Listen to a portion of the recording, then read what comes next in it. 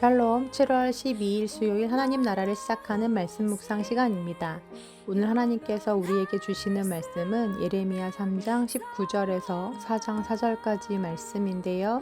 오늘의 말씀을 젊은 이누리 일순의 최경민 집사님께서 봉독해 주시겠습니다.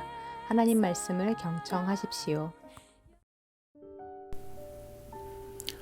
내가 말하기를 내가 어떻게 하든지 너를 자녀들 중에 두며 허다한 나라들 중에 아름다운 기업인 이 귀한 땅을 내게 주리라 하였고, 내가 다시 말하기를 너희가 나를 나의 아버지라 하고 나를 떠나지 말 것이니라 하였노라.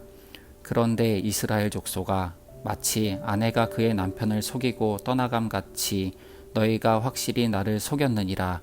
여호와의 말씀이니라. 소리가 헐벗은 산 위에서 들리니 곧 이스라엘 자손이 애곡하며 간구하는 것이라. 그들이 그들의 길을 굽게 하며 자기 하나님 여호와를 잊어버렸음이로다.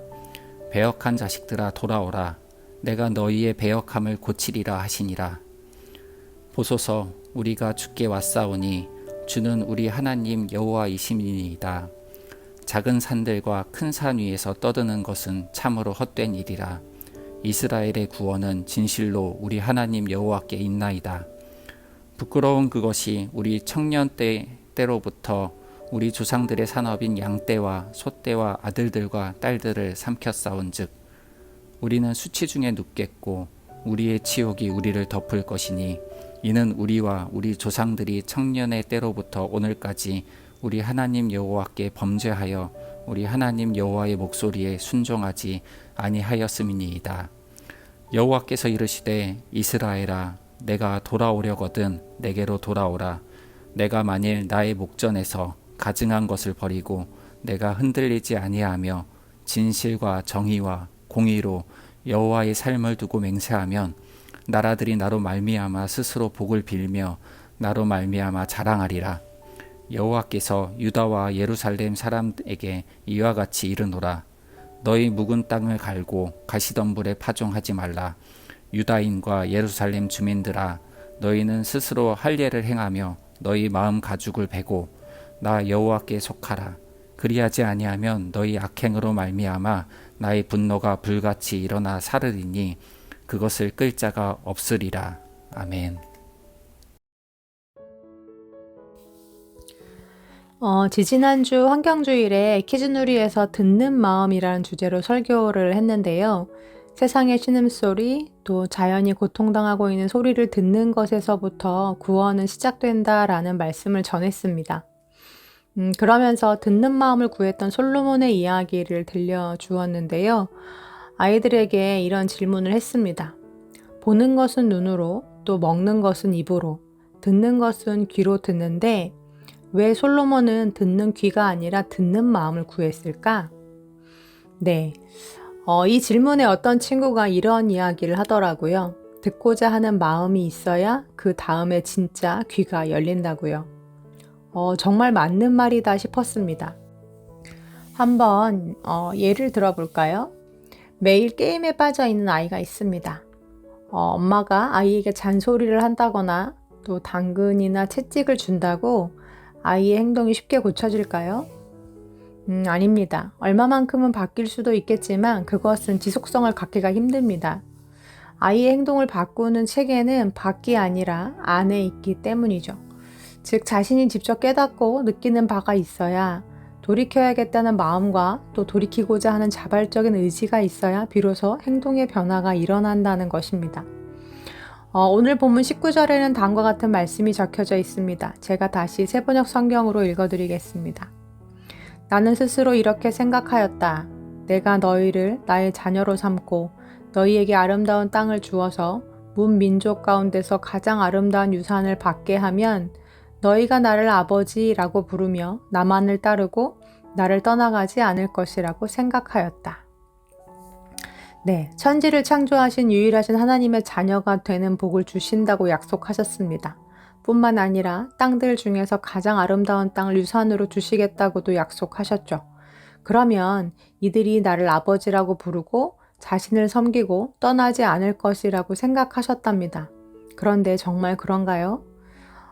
이 약속의 말씀을 받은 주인공인 축복받은 백성 이스라엘은 정말 하나님의 기대대로 그렇게 행동했을까요? 아니죠. 바로 다음 구절에서 하나님의 기대는 여지없이 무너집니다. 20절 말씀입니다. 그런데 이스라엘 백성아, 마치 남편에게 정절을 지키지 않은 여인처럼 너희는 나를 배신하였다. 나 주의 말이다. 네, 당근이 그들에게 먹히지 않았다라는 뜻입니다. 그렇다면 채찍은 어떤가요? 그들이 섬기던 바알이 자신들의 양떼와 소떼뿐만 아니라 아들들과 딸들을 삼켰다고 이야기하죠. 그들의 조상들과 자신들이 여호와 앞에 범죄함으로 인하여 수치와 치욕이 자신들을 덮쳤다고, 이제야 정신을 차리고 다시금 주님께로 돌아간다고, 주님만이 우리 구원이시고 또 우리의 하나님이시라고 회개하는 모습이 그려져 있습니다. 그런데 이들이 정말 이들의 회개처럼 진심으로 뉘우치며 하나님께로 돌아갔을까요? 사사시대에도 주변의 이방 족속들을 통해서 이스라엘을 치시면 울고불고 하면서 다시 하나님께로 돌아갔다가 하나님께서 불쌍히 여기셔서 구원을 베풀어 주시면 자기들이 언제 그랬냐는 듯 다시 우상숭배의 길로 돌아갔던 것이 이스라엘 백성들이었습니다.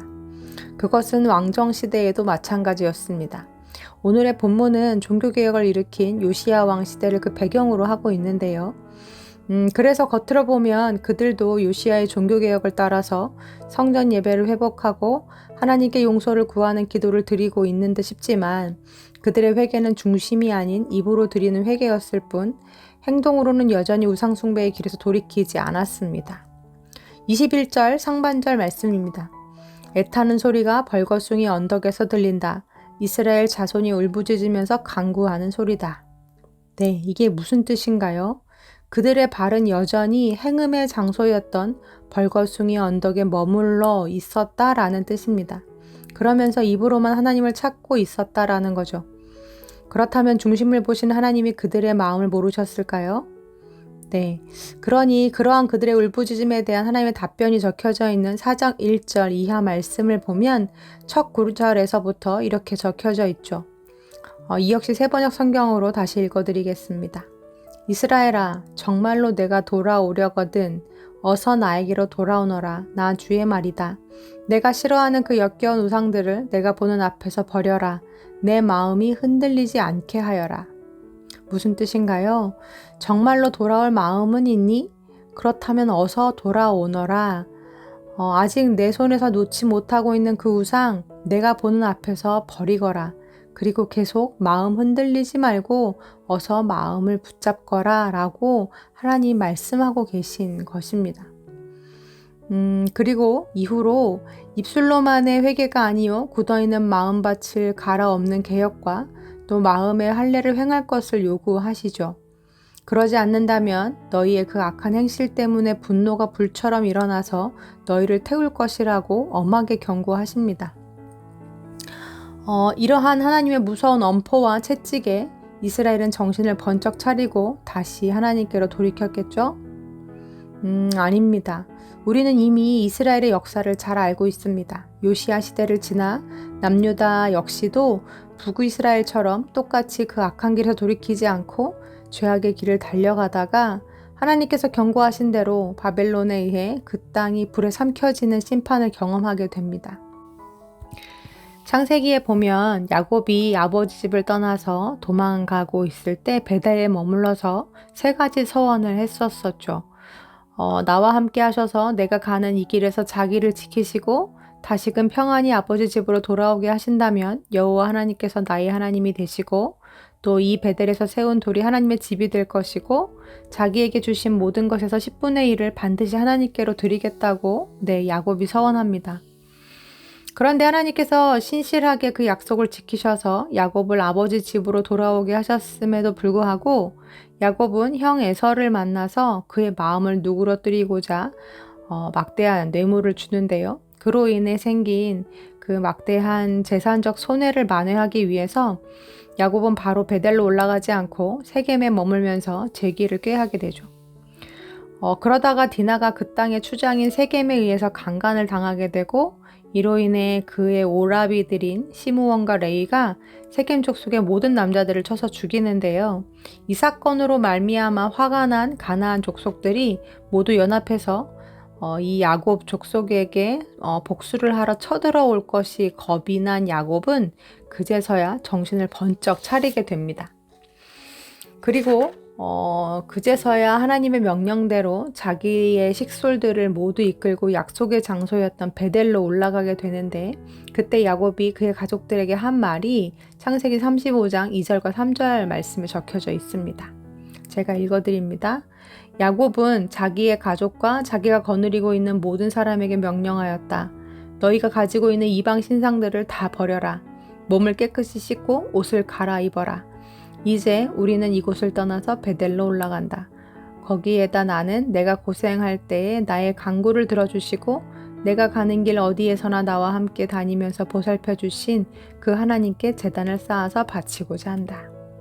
네, 그리고 나서 4절 말씀에 보면 그의 모든 식솔들이 그래서 지금까지 그들이 지니고 있던 모든 이방 신상과 귀에 걸고 있던 귀걸이를 야곱에게 가져와 주었고, 야곱이 그것들을 세겜 근처 상수리 나무 밑에 묻었다라고 기록하고 있습니다. 네, 절체절명의 위기 속에서 야곱은 그제서야 하나님께로 돌이키는 결단을 하게 되는 거죠. 이 야곱은 우리 인간이 어떠한 존재인지를 잘 보여주는 대표적인 인물입니다. 야곱의 꾀가 바로 우리들의 어리석음이고 야곱의 신실치 못함이 바로 우리들의 성정이라는 걸 하나님도 이미 잘 알고 계십니다. 아버지가 아무리 붙잡는다 해도 어떻게든 집을 나갈 거라는 걸 잘 알았던 아버지는 철없는 둘째 아들의 요구를 들어줍니다. 아버지 집을 떠나서 고생을 해보고 100마디 말을 한다 한들 깨닫지 못하는 걸 직접 몸으로 경험해봐야 그제서야 깨달을 거라는 걸 잘 알았기 때문입니다. 그런데 부모라면 자식이 그 어려움 직접 경험하지 않고 또 뒤늦게 후회하지 않고 미리 알았으면 좋겠다 하는 마음이 있죠. 그러니 도마에게 말씀하셨듯이 본고로 믿느냐 보지 못하고 믿는 자들은 더 복되다 하십니다. 이스라엘아, 정말로 내가 돌아오려거든 어서 나에게로 돌아오너라 말씀하신 하나님의 마음이 잔잔하게 느껴져 옵니다. 어떻게 이야기해도 그들이 하나님께 바로 돌아오지 않을 거라는 걸 끝을 보고서야, 또 경험하지 않았으면 좋겠는 그 고난을 경험하고서야 비로소 뉘우치고 돌아올 이 어리석은 백성들, 불쌍한 백성들을 향해 너무나 마음 아파하시고 마음 훤히 다 들여다 보이는데 입으로만 다시 하나님을 찾고 있는 위선적인 자녀들을 바라보시면서 속이 문드러질 대로 문드러져 있는 하나님 아버지의 마음이 느껴집니다. 사랑하는 우리 우신 가족들, 이 이스라엘 백성들 말고 그렇다면 여러분은 어떠하신가요? 정말 돌아갈 마음은 있으신가요? 오직 하나님 한 분만으로 만족하고 그분만을 섬기고자 하는 마음이 여러분 안에는 있으신가요?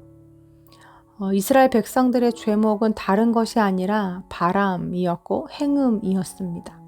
다시 말해서 그들은 하나님을 떠난 적이 없다라는 말씀입니다.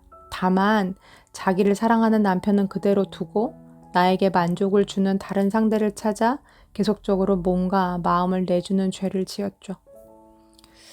그러하기에 우리가 해야 할 일은 입술의 고백이 아니라 아직까지도 내 두 발이 머물러 있는 그 헐벗은 산에서 돌이켜 내려오는 것입니다.